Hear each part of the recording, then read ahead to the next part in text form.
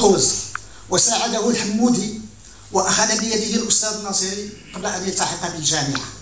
لذلك فأنا أقول بأن من وخبراته لخدمة مجاله وبلده، وقد جاء ذلك بالأساس من كونه قد جمع بين العمل الميداني كبير، الجريبة ديالو راه قالت الأستاذ بن حليمة حوالي 100 مهمة، والمعرفة الواسعة، ولكونه كان يعترف مجموع الوطن كما سطر ذلك منذ البداية في 86 فاش كتب الخاتمة ديال الأطروحة ديالو، قال بدون مشروع وطني ما غاديش يمكننا.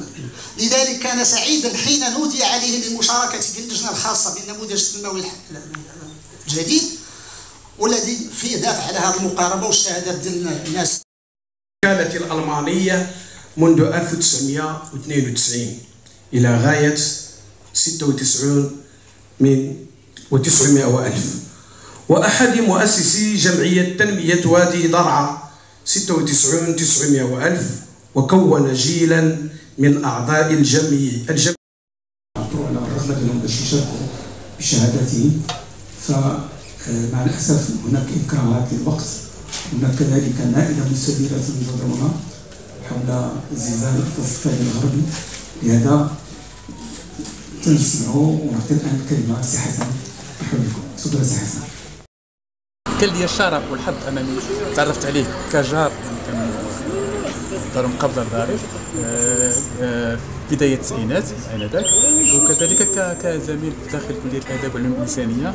الأستاذ اللي كان أستاذ متميز، كان محبوب من طرف الجميع، من طرف الطلبة ديالو، أستاذ باحث بمعنى الكلمة، له إصدارات وكذلك مجموعة ديال المقالات ومجموعة ديال الإسهامات ومن était associatif, était un chercheur, était beaucoup de choses, et on est très content que ça s'est pu, on a pu se faire. Cet hommage a été aussi réussi, au moins dans sa dimension, j'allais dire, festive, même si c'est pour un débat. Tout à l'heure de la situation de la survenance des catastrophes au Maroc. Quand je parle ici de la stratégie, ça concerne aussi bien les tremblements de terre que les inondations.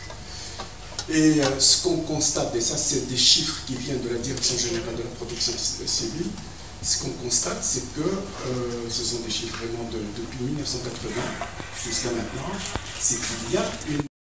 Avec des échelles emboîtées, hein. Je vais commencer par l'échelle la plus large, c'est-à-dire la plus petite, jusqu'à qu'on arrive à la zone sinistrée qui est le Haut-Atlas.